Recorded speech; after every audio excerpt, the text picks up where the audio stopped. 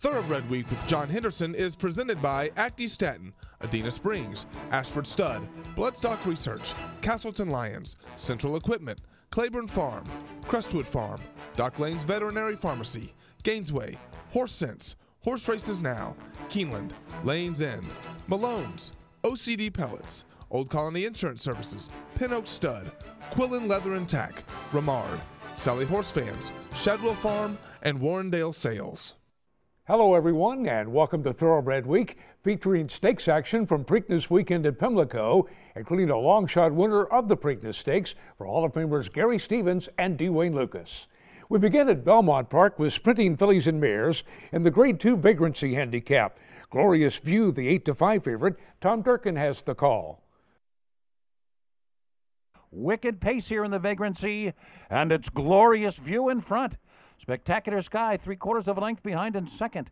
Fantasy of Flight with a clear path to the lead on the outside. Irish Exchange is just in behind the lead. And then Miss Doro. And with Great Pleasure starting to get underway here. She's got 5.5 lengths to make up. And the one to catch at the top of the stretch is Glorious View.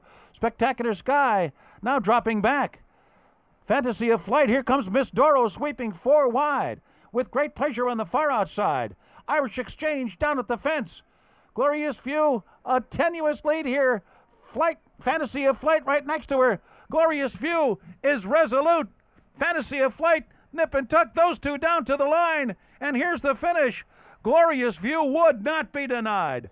Glorious View sets all the fractions to defeat Fantasy of Flight by half a length. Junior Alvarado, the winning jockey, in 1:15.4. It took Glorious View 9 starts to break her maiden, but she is undefeated in 4 starts since then. The Belmont trainee making her stakes debut after impressively winning her last 3 at Aqueduct. The 4-year-old filly by Pleasant Tap was bred in Kentucky by Brent Lowey. Glorious View has earned $303,000 for Lowey Ranch. American Produce Records is now available online. Visit brisnet.com/APR for unlimited access to the pedigrees of more than 3 million thoroughbreds for just $275 a year. To Pimlico for the Grade 3 Allaire DuPont Distaff Stakes. Summer Applause, the 8-5 favorite. Dave Rodman picks up the call. Jeremy Rose sends Moon Filly right on through to take the lead. Moon Filly leads the way, 3/8 of a mile out. Summer Applause, Daydreamin' Gracie set that slow pace but retreats. Sea Island asks for a full sprint home from 4th. Brushed by a Star with plenty to do. 8 to make up with a 1/4 to go at Pimlico. Moon Filly, Summer Applause head to head for the lead, and Sea Island attempting to join to the center of the track. They're at the 3/16 pole, and it's Summer Applause and John Velasquez. Outside Sea Island, Javier Castellano coming relentlessly on the outside. Sea Island, Summer Applause, turning back Sea Island, Summer Applause to win the Allaire DuPont Distaff. A length and 3/4, almost 2 at the line. Summer Applause takes it by 2 lengths over Sea Island. The winner under high weight of 124 pounds, and John Velasquez in 1:46.2. Winner of the Grade 3 Rachel Alexandra Stakes for Brett Calhoun last year. Summer Applause has won 2 graded stakes in 3 starts for Chad Brown this season. The 4-year-old filly by Harlan's Holiday was bred in Kentucky by Greenwood Lodge Farm Incorporated. Summer Applause has earned $587,000 for Jillian Campbell, Greenwood Lodge Farm, Dan Clark, and Greg Skoda. To Betfair Hollywood Park for the Grade 2 Marjorie L. Everett Handicap. Lady of 50, the odds-on favorite, at 70 cents on the dollar. Vic Stauffer picks up the call. They round the far turn 3 furlongs from the wire. Sister Kate inside, Maker or Breaker outside. They are matching strides to the 1/4 pole. Lady of 50 has 4 lengths to make up. Open Water is moving outside under a right-handed whip. Then it's 3 back to Lady Aspen. Top of the stretch. Match race continues. Maker or Breaker and Sister Kate, but here comes stretch runners. Lady of 50 and Open Water. They draw right alongside, and those two with the momentum. And Open Water has taken over the lead. It's Open Water. Lady of 50 is second. Eye Dazzle just took third, and Open Water is clear. Open Water leads by 1.5 lengths. Lady of 50 is second. Open Water, yes. Open Water takes advantage of the early speed duel to defeat odds-on favorite Lady of 50 by a length. The second stakes winner on the card for Joe Talamo. The Keeneland Cells graduate clocked in 1:44 flat. Open Water began last season with a pair of easy victories at Turfway Park.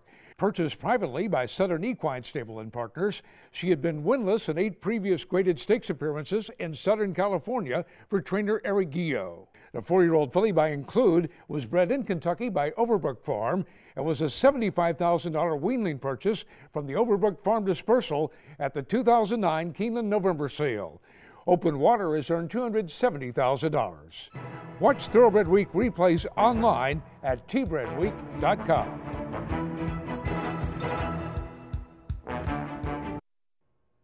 Welcome back to Thoroughbred Week with the Grade 2 Dixie Stakes coming up in the segment.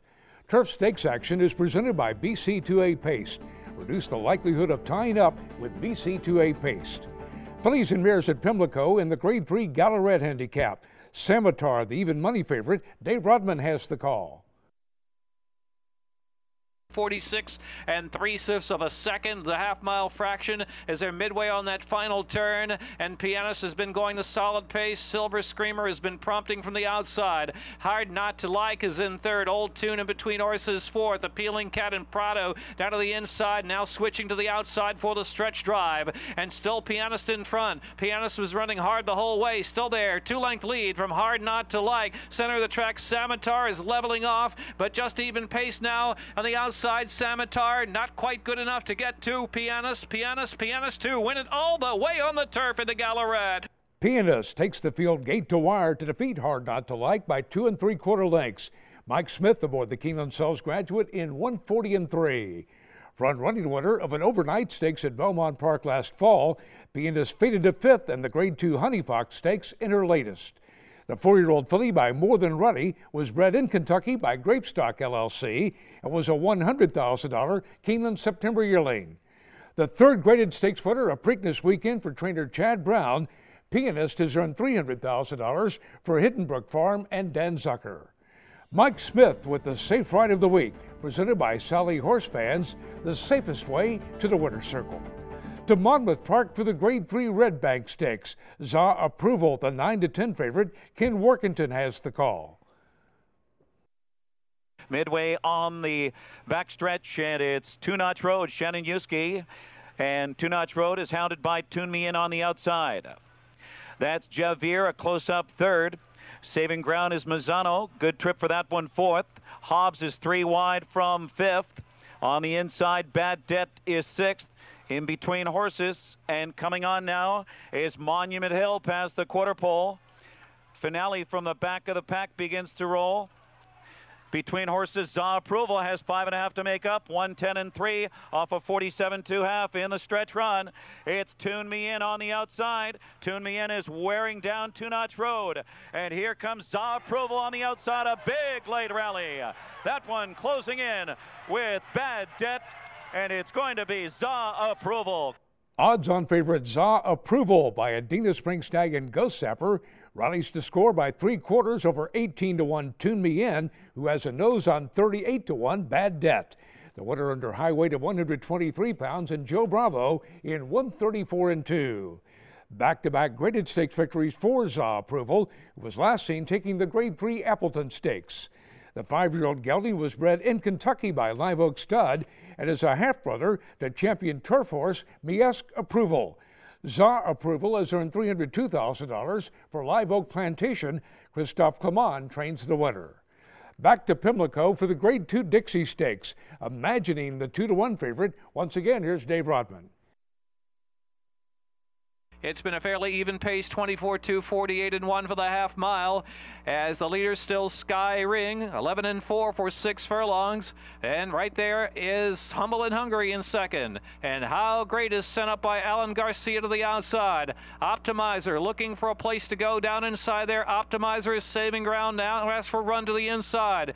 In the meantime, they've got 3/16 to go, and it is Sky Ring the leader. Sky Ring, Optimizer, How Great, and here's Wilcox in, unleashing a rally. Wilcox in with clear sailing on the far outside, gradually trying to grind down Skyring. Skyring holding on tenaciously. Skyring, Skyring. In a preview of things to come, Gary Stevens ride Wayne Lucas trainee Skyring to a front-running 24-1 upset for Calumet Farm.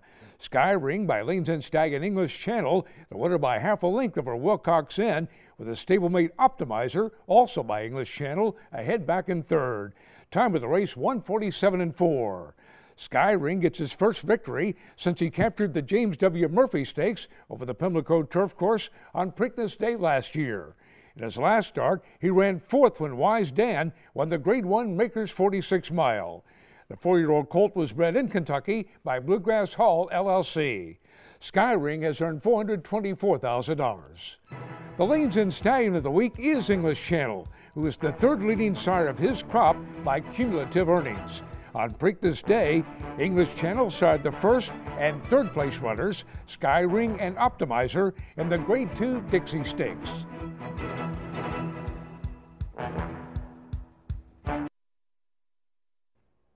Welcome back to Thoroughbred Week with the Grade 2 Black-Eyed Susan Stakes just ahead in this segment. But we begin Preakness Eve with the Grade 3 Pimlico Special. Last Gunfighter, the 4-5 favorite, Dave Rodman has the call.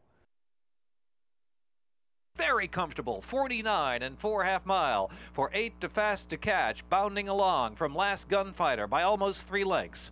It's Brimstone Island down inside of the favorite, now retaking the second spot. Concealed Identity. Richard's Kid is trying to level off for the run. The back of the pack is 7 to make up into the far turn, and Indian Dance trailing the 6 and 1:14 flat, and 8 to Fast to Catch in a real comfort zone out there. Leads it by 3 from Last Gunfighter, has asked for a full sprint now to catch 8 to Fast to Catch. But can he catch 8 to Fast to Catch, who comes to the quarter pole and turns for home with a lead by 2.5. Last Gunfighter is trying to run down 8 to Fast to Catch. 8 to Fast to Catch is in front of the 3/16 as Last Gunfighter is trying to run down this loose outlaw on the lead. Here's Last Gunfighter. Last Gunfighter responds in the final furlong for Javier Castellano, pulling away. 8 to Fast to Catch did all he could, will be second, and it's many lengths back, about 7 to Richard's Kid third. Odds-on favorite Last Gunfighter by Claiborne Farm Stallion First Samurai draws off to defeat 8 to Fast to Catch by 4 1/4 lengths. Javier Castellano aboard in 1:58 and 2. Last Gunfighter has won 6 consecutive starts since being transferred to trainer Chad Brown last fall. His last 3 wins came against stakes company at Aqueduct, including the Grade 3 Excelsior Stakes. The 4-year-old colt was bred in Kentucky by his owner, John D. Gunther. Last Gunfighter has earned $475,000. Last Gunfighter paid $320 to win and is the Malone's favorite of the week, presented by Malone's, Lexington's favorite steakhouse. Next, 3-year-old fillies and the Grade 2 Black-Eyed Susan Stakes. Emollient, the 4-5 favorite. Once again, here's Dave Rodman. Maracuya shows the way into the Pimlico far turn in the Black-Eyed Susan Stakes a half from Toasting second, Marathon Lady. Emollient's given a bit more rain there from 4th of the inside, and 50 Shades of Hay is in 5th. Petite Trianon drops to second last, and Lady Banks trailing into the turn.